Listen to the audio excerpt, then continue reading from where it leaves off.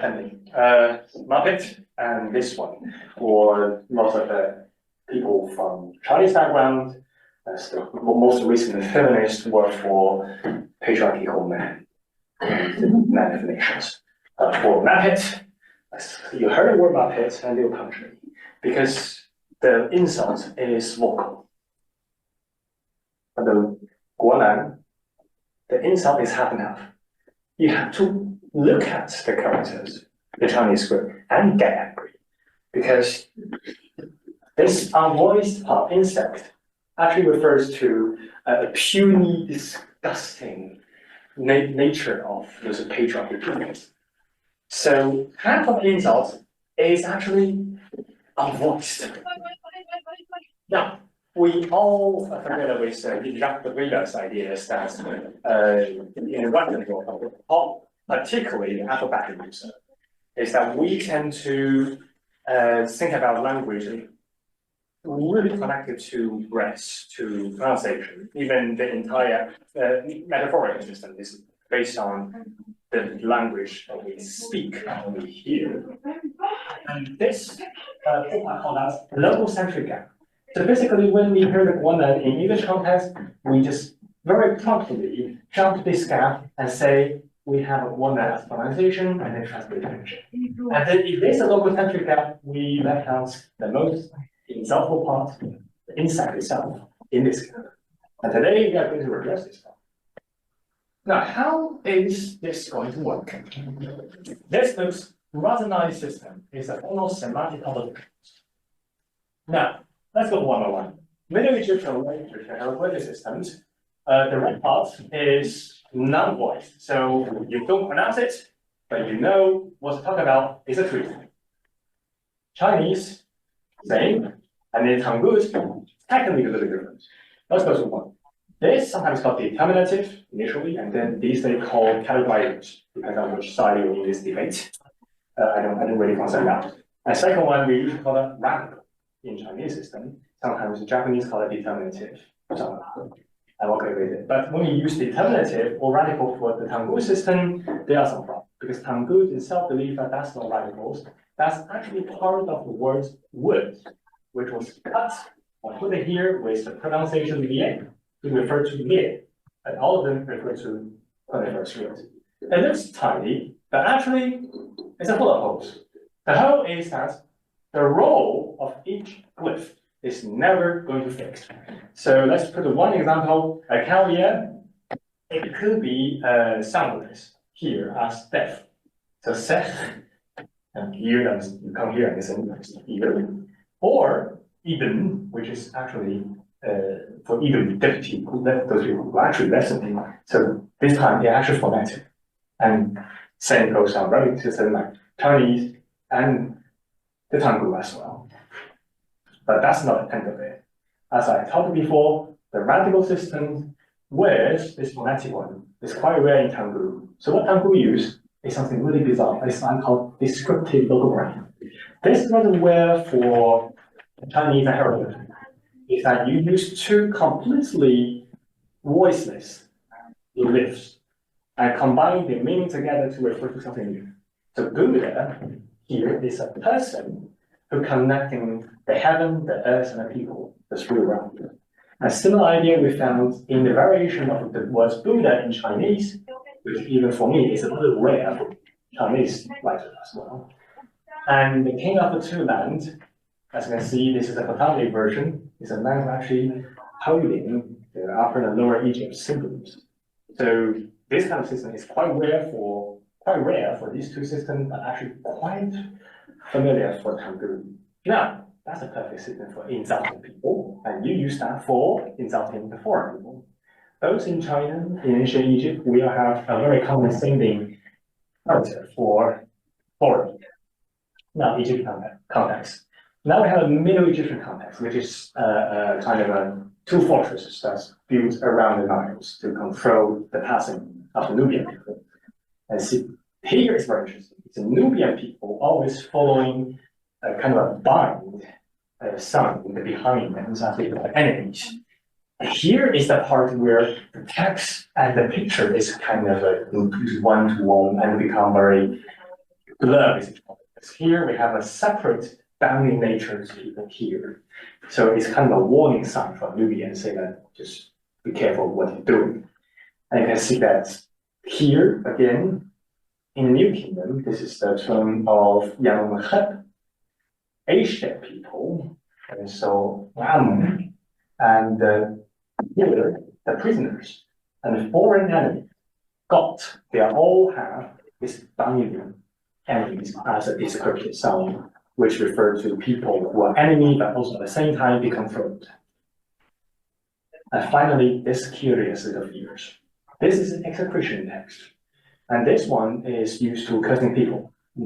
Technically speaking, it's really like a voodoo doll. You write the name you hate the most, and then you put into a jar and bury it. And here we have something very interesting that not only the foreign people, the kingdom of Kush, is actually followed by the name of this person and his parents, all followed by this very sound, which means this.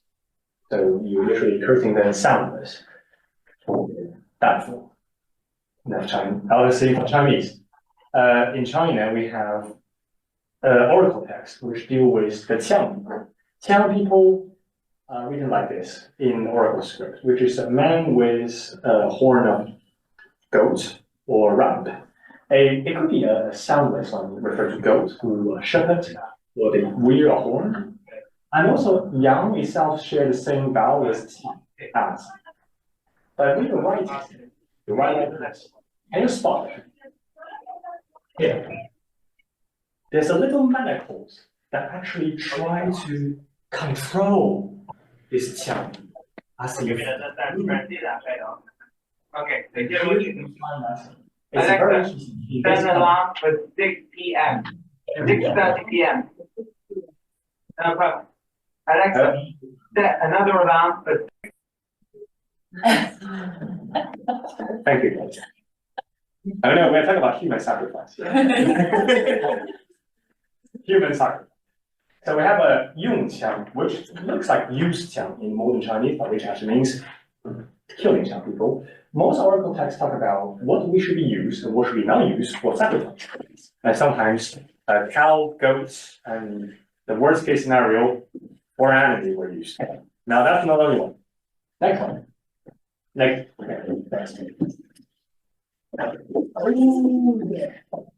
Here's another one, another sacrifice for people. This time sacrifice for the land of the god. A little lasso around the neck. This one's even worse.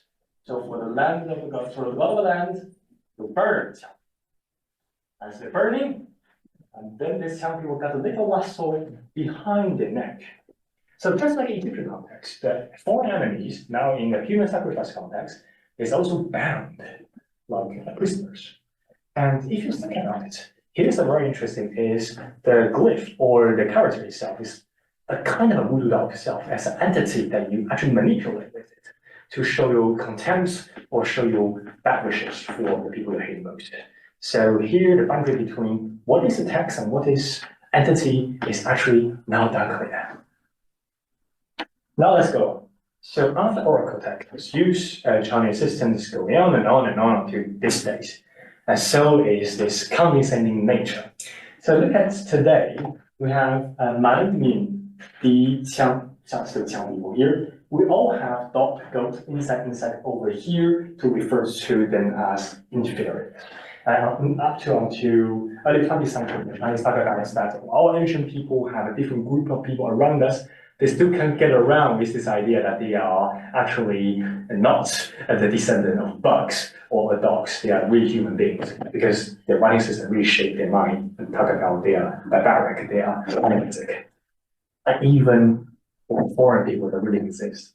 This is McCarthy. Lord McCarthy went to China in 1792, and he knows that he have a little flag planted in front of his little boat. And he said that, oh, it's really beautiful things that say English in the leaf here. But little did McCarthy know that for many of Chinese still believe this is an insult.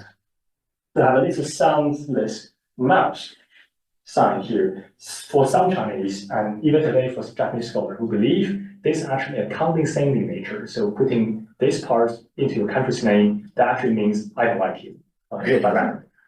Even the emperor himself said, let's get rid of this one in English because it looks ugly visually, because it's very insulting. And oh my God, I don't even know. So we talk about ancient language system here in Reading Project all the time, but we have to always keep in mind that its extension could be very, very long, up to modern world that shape the modern politics, the modern idea of internationalism, everything. Now, how the table has turned. Why it's turned? It's now ask the question is, what if some of those people who insulted by Chinese, by Egyptian, they get to use hieroglyphic Chinese, but they're going to insult back. Now, Tangut people, it's quite interesting people, and that's why we are going to spend the next 15 minutes because I think it's worth it. Tangut people are very strange and kind of short-lived people in Chinese history, in the entire Asian history. They are controlling part of Silk Road before the Mongol conquest, so on 1000 AD onwards. And today we have seen a lot mausoleums and cities left behind. Unfortunately, because they were defeated by Mongols, so we know very little about Tangut people and their history. Until in northern China, we found Harahoto, or Blackwater City. It sounds like some very comic movie or anything that Indiana Jones style, Black City. No, it's wrong in Harahoto, the Black City. And they found lots of manuscript writing in their writing systems. And now they're in the hand of the Russian and St. Petersburg. Unlike many people who adopt alphabetic systems, like Turkish, Tangut people, although they speak Tangut language, which is Tibetan Burma language, was super fun for alphabetic system, but they choose to use something very different. They say, I want to use a system that looks like Chinese, but which is not Chinese. So they have to invent for themselves a complete new writing system and then use that for almost a century. And in the Japanese movie Tangut, which is very interesting, they talk a lot about this writing system. And since this language or this writing system had to be used for a very long time, I believe, so during the short range of Tangut Kingdom, they published lots of dictionaries, philological books, teaching material, which preserved to us. So fortunately, we can learn much about it. This is one of them from St. Petersburg. And this is the Wenhai style of writing. And we are looking at particularly this concept. This is Chinese in Tangut writing system. And that red part, they say that it's from Han itself, but I think for most people who know Tangut, that means tiny. And that blue part means bugs. So significantly is tiny bugs. It means Chinese. Although it say that it's tiny bugs, but actually say Han is a man, which means barbarian people. None the southern Man people, barbarian. So Han itself, after condescending for 1,000 years, now actually have their own medicine for once. But isn't always like that. This is a small phenomenon that noticed by Tangut scholars for many years, until we here put it into big context, we realize that it's something very big. Look at this one. This is a poetry for little kids that talk about the Tangut world. Tangut themselves say they march bravely, and they have this sound design named saint. So they talk to them saying, oh, we are the saintly people. And then Khitan people get the wood, and Uyghur people get people. So here's a very interesting question is, why they stop condescending people? Why is always the Han have to get tiny bugs? Well, it looks like Khitan and Uyghur people just look quite neutral and friendly. In fact, that really baffled Nishida. Say that I have no idea why Khitan has this. Why have we have a wood? Why haven't we have a vegetation? Nobody had any idea. But one thing I have to show is that looks like Tangut has kind of a two attitude towards people around him. They believe they're inferior, they believe they're enemy, but at the very same time, they don't quite insult them. They like Han people, they use Confucius classics, everything, but they still use writing systems sometimes to say Han people are puny little bugs. So that's very complex and nuanced activity we're talking about. And finally, this is a Chinese book called General Scotland. It's basically a military codex that talk about how to wage war against each other. And towards the end of this book, they talk about how to deal with different kind of barbarians. So the Eastern Yi and Nanban, the Japanese Nanban chicken today, and Western Rome and Northern Di. These people are supposed to be dealt with by Chinese people. But in the Tangut translation, now in British Museum, British Library, it's censored. So we have this part, C46, is still preserved, but East, South, and West, it's not there at all. Only the North is preserved over here, and they say it's load of white or load of steppe.